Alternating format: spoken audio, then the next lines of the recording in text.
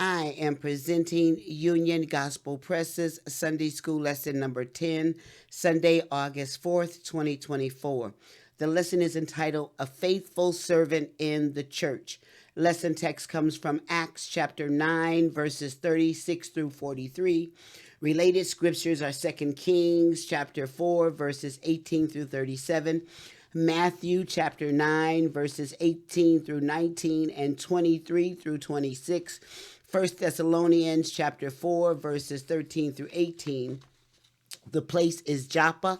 The time is 35 AD. Faithfulness is often lived out quietly by people not recognized as glamorous or popular. Sarah Lindow was a member of our small church in upstate New York. While I was visiting her one day, she shared her daily prayer list with me. Mrs. Lindow handed me 6 sheets of paper containing the names of nearly 200 individuals for whom she prayed each day. I was honored to see my name at the top of the page. I remember looking at her and stating, "Please never take my name off that list." She passed away a few years later, and I sensed the loss of her support and spiritual strength. Christianity has succeeded throughout the centuries because of the anonymous servants of Christ behind the scenes. They are dedicated to utilizing their talents and gifts for the glory of God, uninterested in personal gain or recognition. Today's aim, facts, to understand the culture of discipleship in the early church. Principle, to appreciate the position of Dorcas, the mourners, and Peter as the story unfolds. Application, to show that God desires that we serve as faithful disciples using the abilities He has given us. Illustrating the lesson. Our lesson highlights the faithfulness of true disciples of Christ. Dorcas faithfully served others. Her fellow disciples believed God could raise her to life, and Peter acted in faith to do just that. Practical points. 1. Christians are great blessings for Christ as they lovingly serve their communities. Acts 9:36. 2. Active faith leaves a lasting impression on those we encounter, verses 37 through 38. 3. Active faith attracts those seeking peace and comfort in times of crises, verse 39. 4. God works through those who will submit to Him in faith and rely on His power, verse 40. 5. God is still using those who believe He can bring life into the midst of death, verse 41. 6. God's people are called to make His truth known to all who will hear, verses 42 through 43. Golden text. She stretches out her hand to the poor. Yes, she reaches forth her hands to the needy. Proverbs 31:20. Today we have 2 lesson outlines. The first is a faithful friend. Acts 9:36 through 38. The second is a faithful God. Acts 9:39 through 43. Introduction. Christianity grew widely in the early churches, in the early years of the church. New Christians dramatically experienced forgiveness of sin and were filled with a hope and a new purpose. They eagerly shared this experience with people who were still living in darkness and hopelessness. One of the ways they shared their faith was through ministering to those in need. Widows were especially vulnerable, often having no one to advocate for them and often in dire circumstances. Acts 6:1 through 2, 1 Timothy 5:3 through 16. One disciple, a woman named Tabitha, was especially known for always doing good and helping the poor. Acts 9:36. There are many ways that the church can share its faith in Jesus Christ in our modern society. The needy and widows are still prime examples of people who need believers to share the love of Christ to to meet their needs. Tabitha proves a good model to follow. A faithful friend. Acts 9:36. Now there was at Joppa a certain disciple named Tabitha, by interpretation is called Dorcas. This woman was full of good works and alms deeds, which she did. Verse 37. And it came to pass in those days that she was sick and died, whom when they had washed, they laid her in an upper chamber. Verse 39. And forasmuch as Lydda was nigh to Joppa, and the disciples had heard that Peter was there, they sent unto him two men, desiring him that he would not delay to come to them. A good woman. Acts 9:36. After detailing the conversion of Saul and his initial ministries in Damascus and Jerusalem, Luke, the author of Acts, continues Peter's story. As Peter traveled around the country, he came to Lydda, where he healed a man named Aeneas of paralysis, verses 32 through 34. The town of Joppa was about 12 miles away, where there lived a certain disciple named Tabitha, verse 36, also known by her Greek name Dorcas, both meaning gazelle. Today's Jaffa, now a part of Tel Aviv, is ancient Joppa. It was from here that Jonah tried to flee from God. In contrast, Peter went to Joppa to serve God. Joppa was a predominantly Jewish town, reinforcing the depiction of Peter as following his ministerial call to the Jews, Galatians 2:7 through 9. Dorcas was known for her good works and helpful deeds for others. She modeled the servant heart of Christ, eager to give others a helping hand when it was needed. Luke characterized her as full of good works and charitable acts. Acts 9:36, indicating that she very willingly put aside her own needs and planned activities in order to reach out and help others who faced problems. Dorcas' ministerial heart and loving kindness impacted many people, as indicated by the many widows who surrounded Dorcas at her time of need. A grievous loss. Acts 9:37. While Peter was ministering in nearby Lydda, Dorcas became sick and died.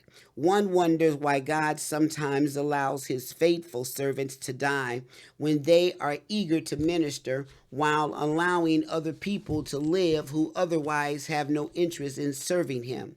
Regardless, the reason why God grants life and breath to anyone is so they can serve him.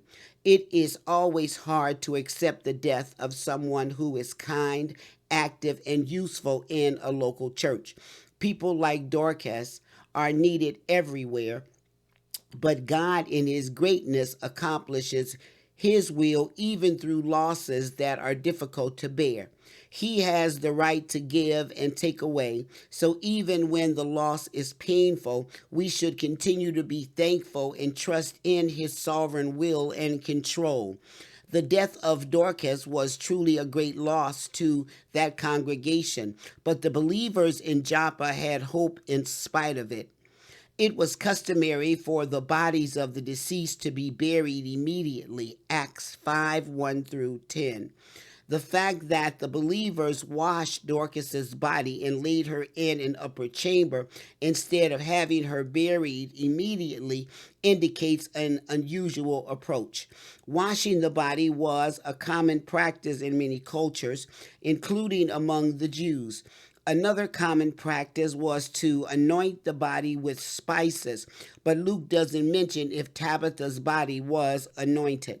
We will soon see that her friends were aware of Peter's presence in Lydda.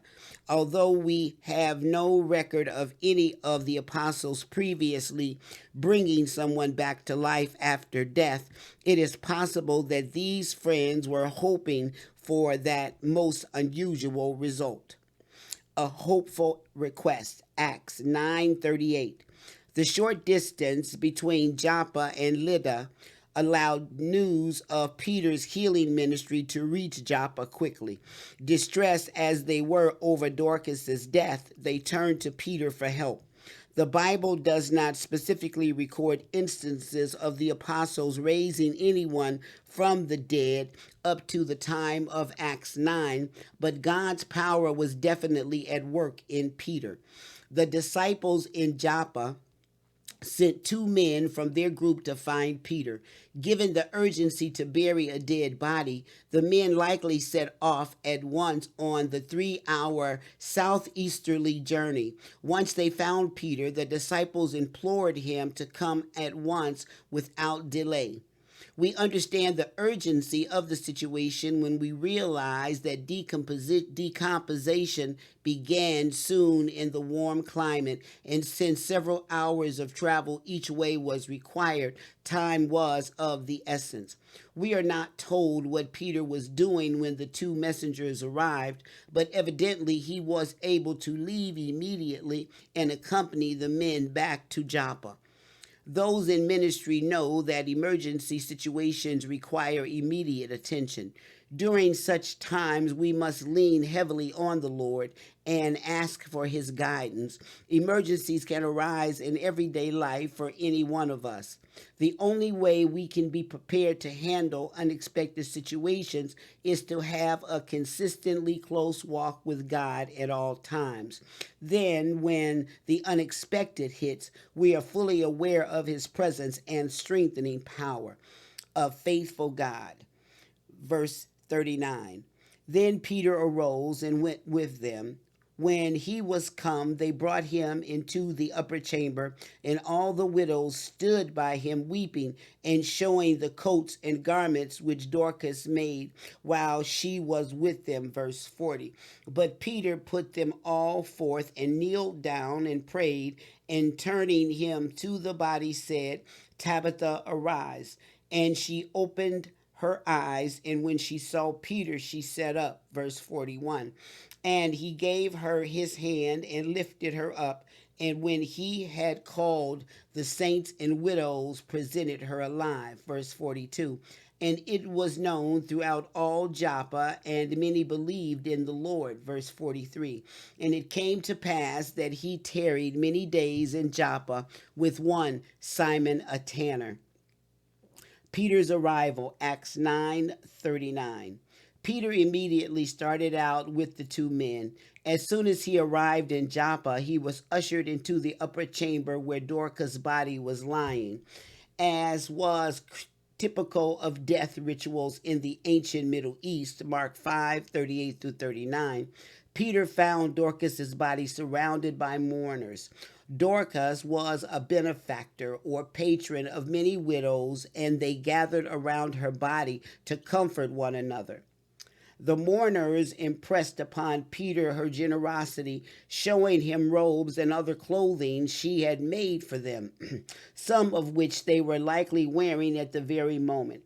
More than an effort to convey Dorcas's competence as a seamstress, the widows were testifying to her love for people in abject poverty. No doubt Dorcas's ministry restored some measure of respect to some impoverished widows. If you have a talent for sewing, use it to help others and glorify God. If your talent is automobile mechanics, you can be a great encouragement when you fix someone's broken vehicle, especially if it belongs to a widow or a single mother. If your talent is music, it should be used as a means of exalting God and pointing others to him in worship. If you have handyman or construction skills, or computer skills, or resume writing skills, God has granted these to you so you can minister to people. Each one of us is valuable in God's eyes and designed to minister to others, so we should never feel insignificant or unimportant. Peter's prayer, Acts 9:40. What Peter did here closely follows Jesus' pattern in raising Jairus' daughter, Mark 5:35 through 42. The first thing Peter did was send everyone else out of the room, just as Jesus had dismissed a number of people before healing the young girl. Peter then knelt down and prayed, showing that he was not relying on any power of his own, but on what God had accomplished through him. We see the same attitude in the healing of Aeneas when Peter said to Aeneas, Jesus Christ maketh thee whole, arise and make thy bed. Acts 9:34. Peter recognized that whatever spiritual authority and power he might have came from God and was not in him himself. Even in the use of our gifts and talents, we should remember that what we have has been given to us by God. We have not earned or achieved such abilities on our own, so we should not take pride in the ways God uses us. All the glory belongs to Him. Peter's words to Dorcas were, Tabitha, arise, verse 40. The fact that Peter used Tabitha's Aramaic name instead of her Greek name, Dorcas, is a fairly strong indication that Peter was speaking with her in Aramaic. Thomas Constable pointed out there is only one letter difference in what Peter said, Tabitha cumi, and what Jesus had said, Talitha cumi, little girl, get up. This miracle is another evidence of Jesus' working powerfully through his witnesses in word and deed. The instant response revealed both God's power and the depth of Peter's faith in Jesus' continuing presence and ability to accomplish miracles. Peter was doing the works Jesus had previously given his apostles when he said, heal the sick, cleanse the lepers, raise the dead, cast out devils, freely ye have received, freely give, Matthew 10:8. On that occasion, Jesus sent the 12 disciples on a mission to preach the kingdom of heaven to the Israelites only. For that early mission, he prohibited them from going to the Gentiles. But now that Jesus had been crucified and risen from the dead, it was time for the mission to the Gentiles to begin. In only a few days, Peter would be instrumental in proclaiming the gospel to Gentiles.